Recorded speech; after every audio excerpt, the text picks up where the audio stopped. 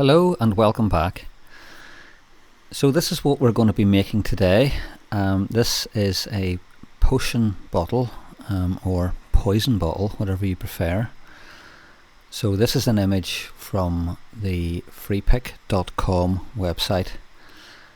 Lots of interesting and unusual shapes here to pick from, but I like this shape, so I'm going to make another lamp base. So this one could be a little bit tricky in that it doesn't have a flat base, so this will need a stand made to accommodate that. I also like the straps that are around it, although if you do too much research into these things, you'll notice that these straps are really only for holding this bottle on a belt, so it wouldn't really be appropriate to have them on a lamp base. So we'll see how we get on. So this time I'm going to use a slightly different toolpath. So this is going to be a 1/8 depth of cut on a 1/2 inch end mill. Up to now I've just used 1/4 inch end mill for the roughing pass, and it takes forever, so this is a hopefully quicker way of doing it. Trying to avoid the bogging down issues that I've seen previously, and try to speed things up a little bit at the same time. So let's get this model created in Aspire and the toolpaths generated, and after that what I'll do is put the model into Blender, because I want to do a 4-face lamp base for this one. So I think based on that I'll have to go into Blender. I can't find a way of doing that in Aspire, so I'll do the 18mm slices in the same way that I did for the Gen Still and glue them up over the course of a couple of days. So let's get the drawing done, get the 3D model created into Blender, toolpaths generated, and get cutting. So here's our cutting list. So you can see it goes up in multiples of 36, so it's 2 widths of 18. So I'm going to start cutting these out on the table saw. I've got 1 or 2 pieces sitting around that probably would have been scrap otherwise, but I always keep these pieces. They're good for making smaller projects. So I'll get an 18mm by 450 out of this. I'll get a piece out of this leftover piece here, and the rest I'll hunt around for, especially the smaller 50 by 50s. I should be able to get pieces that are suitable for that. And then I'll start cutting into new sheets. So I'll get the table saw on and start cutting, and then we'll do the layout, and I'll show you that once that's ready. That's all those pieces cut now, so I just need to assemble them. Right, so I'm going to use the same layout technique that I used on the Gen Still, where I lay out the north-south pieces and the east-west pieces separately. I've cut them deliberately slightly too big so that I can come along with a flush cutting bit and trim them down to the exact size as I progress in the glue up. So that ensures that there are no gaps in the lamp base. I don't really want to have to fill gaps with resin. I want this to be as good as it can be. So with all the pieces cut, I took about 2 feet off the board to do all these, and that's the waste, and these pieces can be used in the next base. So try to be as efficient as possible. I'm going to put up the drawing here of the cross section of all these pieces once the glue up is done. So I've done this in Aspire just to prove to myself that it wasn't my fault that the Gen Still lamp base didn't fit in. So I'm aiming for a 250mm diameter, and I've got 270mm on the rotary axis. So logically that should fit, but because I have used full depth pieces of 18mm ply, then the only way that I can get them to fit in is by cutting these down the middle in the layers, so I'm not going to start doing that. So I've planned this in. I'm going to have to use the bandsaw again to trim them down. I'll use the same circles as I used for the gin still, just to give me a template to cut to. But that's the next step. Do the glue up, trim it down and mount it on the rotary axis, and that's when you'll see it next. That's the glue up done now, and we're mounted on the rotary axis, so I didn't really need to take that much off in the end, and we're running free now. So next step is to run a rounding path on this, just to take some of these corners off. So I've measured it up. I don't need to do a rounding path for the whole length of the piece, just from, and I've written it down here, 9 centimeters to 42. So we'll go into a spar and create a rounding path for this, and then we'll get cutting.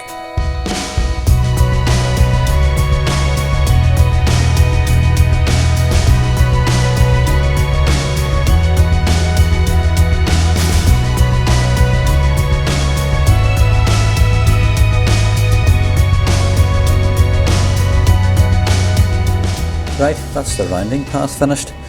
So I've had to manage that through the whole way, adjusting the feed rate and spindle speed. I was getting that bogging down issue again, and torque, bringing the piece round on the rotary axis. So what it's meant is it's left me with a little bit still to cut that I need to correct. So I will get that sorted now. We'll show you there. So this piece here still needs to come off. So let me deal with that, and then we'll start the roughing pass.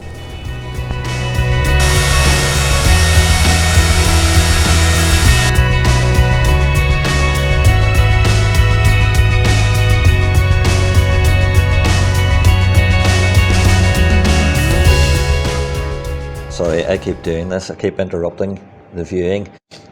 So I ran into a problem straight away with this. The pass depth on this 1/2 inch straight cutter is 1/4 of an inch, and it was getting bogged down straight away. So I tried to outsmart the CNC machine by setting the Z level high, but then thought, well, once it finishes the first pass here, it's just going to go down 1/4 of an inch, and I'm going to run into the same problem again. So in Aspire, in the tool settings, I changed the pass depth to 1/8 of an inch, but it wasn't saving the tool path. So I think this is a common problem. What I've done is create a Z level tool path. Now that probably doesn't mean anything to you if you don't use Aspire. So I've changed the tool path to a raster pattern with a 1/8 inch depth of cut. It's saved. So, and it gave me a preview to show what it's going to do. So I think this will work better now. It's just a matter of getting to grips with the settings in the software. You cannot outsmart this. I thought I was being smart, but so let's give this a go now, and hopefully we'll get a good rough cut ready for the final finish pass, and I'll try not to interrupt you again.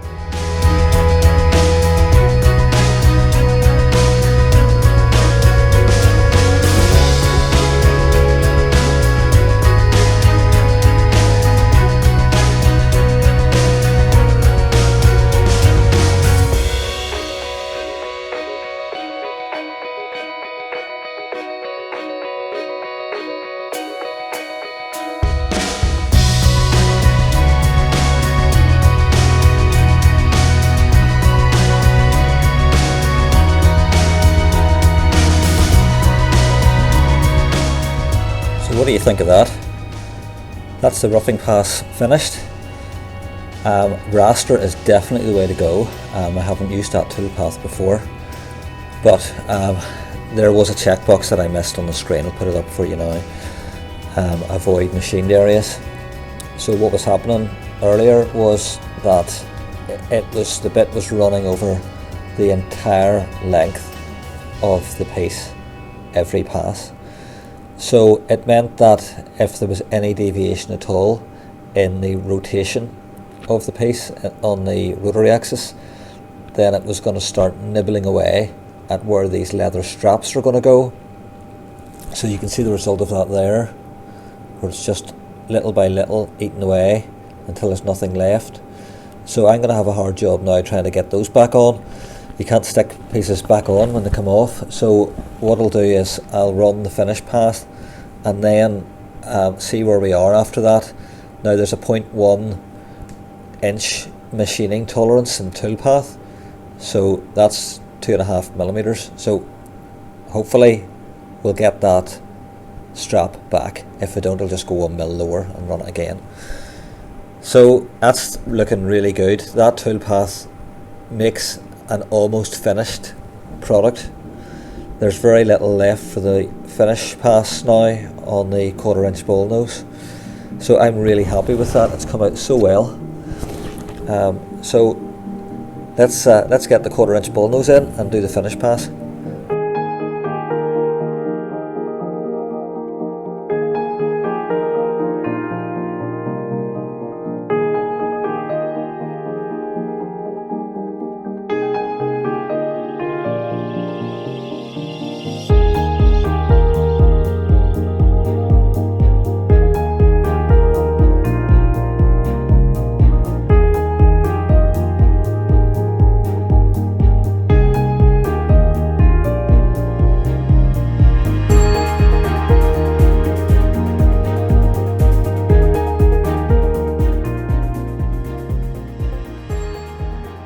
I've stopped it there, so I've gone far enough around to see the impact of the 1/2 inch bit going over machined areas. So this is the result of not taking a checkbox on the screen. So this should all be smooth. These areas here, the bit is skipping over them and not cutting in, so they were too low because of the eating in by the 1/2 inch bit. So I'm going to reset the Z height and take a couple more millimeters off and start this again. I'm just hoping not to cut through into the void in here, because that would be a bit of a disaster. So I'm just going to double check the measurements there, and if we're good, then I'll go ahead and recut 2 millimeters lower.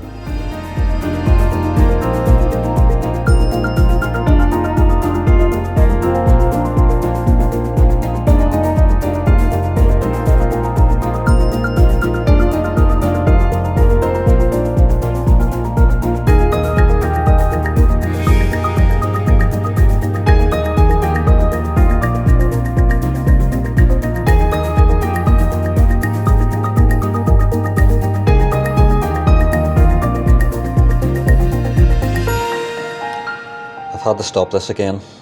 So something has gone awry with the straps.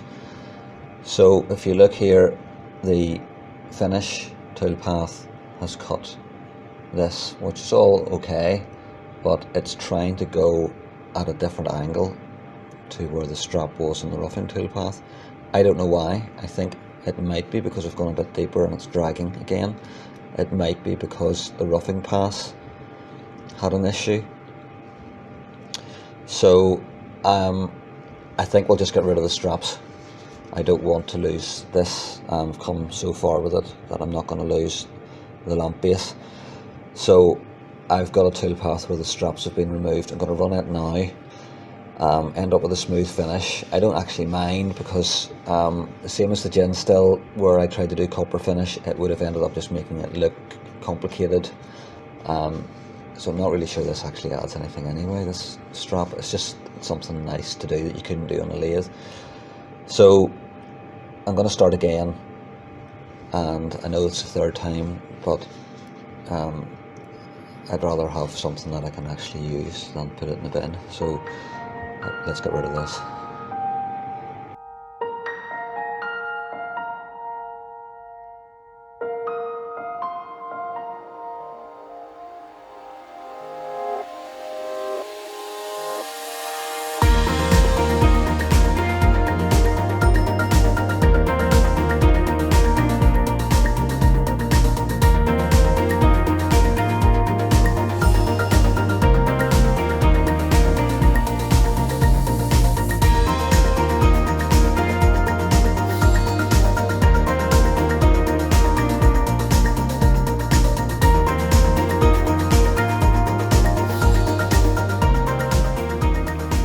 So we're off the machine now. Top and bottom have been cut, all cleaned up, sanded down with 400 grit, ready for Danish oil.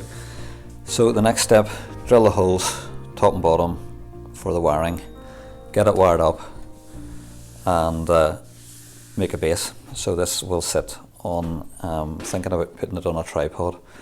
So I want to make something that's going to show off the base here. This is the lovely shape of the base. I don't want to hide it. So I've drawn a line here just where I'm going to put the base, so I can measure the circumference and work out what size of ring that I need to hold it in place, and then put the legs on it. So it's going to be an integral part of the lamp. I don't want to be able to separate the base from the lamp. You can't do that on a lamp with wiring in it. So let's get that made and get this lamp base finished.